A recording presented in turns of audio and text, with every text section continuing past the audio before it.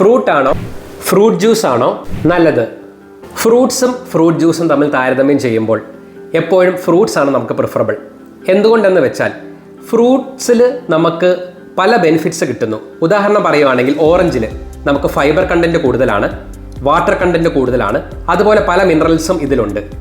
അതായത് folic acid, vitamin C മുതലായ പല മിനറൽസും ഇതിൽ നിന്ന് കിട്ടുന്നു. അതേസമയം നമ്മൾ ഒരു ഫ്രൂട്ട് ജ്യൂസ് ഉണ്ടാക്കുമ്പോൾ നമുക്ക് 2-3 ഫ്രൂട്ട്സ് വെച്ചിട്ടേ ഒരു ഫ്രൂട്ട് ജ്യൂസ് ഉണ്ടാക്കാൻ സാധിക്കത്തുള്ളൂ. മാത്രമല്ല അതിൽ ഫൈബർ കണ്ടൻറ്റ് കിട്ടുന്നില്ല, മറ്റ് ന്യൂട്രീഷണൽ ബെനിഫിറ്റ്സും ഇല്ല, അതിൽ ഷുഗർ കണ്ടൻറ്റ് മാത്രമേ ഇൻക്ലൂഡ് ആകുന്നുള്ളൂ. അതുകൊണ്ട് എപ്പോഴും ഒരു പ്രമേഹ രോഗി ഫ്രൂട്ട്സ് സെലക്ട് ചെയ്യുമ്പോൾ always prefer whole fruits over fruit juice. അതുപോലെ തന്നെ ഒരു ഫ്രൂട്ട് സെലക്ട് ചെയ്യുമ്പോൾ അതിൻ്റെ ഗ്ലൈസീമിക് ഇൻഡെക്സ് നോക്കാൻ ശ്രദ്ധിക്കുക. ഗ്ലൈസീമിക് ഇൻഡെക്സ് ലോ ആയിട്ടുള്ള ഫ്രൂട്ട്സ് സെലക്ട് ചെയ്യുക. അതായത് ഗ്ലൈസീമിക് ഇൻഡെക്സിൻ്റെ വാല്യൂ നോക്കുമ്പോൾ 50 താഴെയുള്ള ഫ്രൂട്ട്സ്, അത് നമുക്ക് ഗൂഗിളിൽ നോക്കി ഗ്ലൈസീമിക് ഇൻഡെക്സ് കണ്ടുപിടിക്കാവുന്നതാണ്. അതുപോലെ തന്നെ ഗ്ലൈസീമിക് ലോഡ് കാൽക്കുലേറ്റ് ചെയ്യുന്നതിന് അതിൻ്റെ കാർബോഹൈഡ്രേറ്റ് പോർഷൻ നോക്കണം. അതായത് നമ്മൾ എത്രയാണ് എടുക്കുന്നുള്ളത് വളരെ പ്രധാനമാണ്. ഒരു ഫ്രൂട്ട് കഴിക്കുമ്പോൾ ഒരു വലിയ ഫ്രൂട്ട് ആണെങ്കിൽ അത് പകുതിയാക്കി കഴിക്കാൻ ശ്രദ്ധിക്കുക. ഒരു ചെറിയ ഫ്രൂട്ട് ആണെങ്കിൽ നമുക്കൊരു സിംഗിൾ ഫ്രൂട്ടായിട്ട് കഴിക്കാവുന്നതാണ്. അതുപോലെ തന്നെ ഒരു ഫ്രൂട്ട് കഴിക്കുമ്പോൾ ഒരു മേജർ ഭക്ഷണത്തിൻ്റെ കൂടെ കഴിക്കാതിരിക്കുക.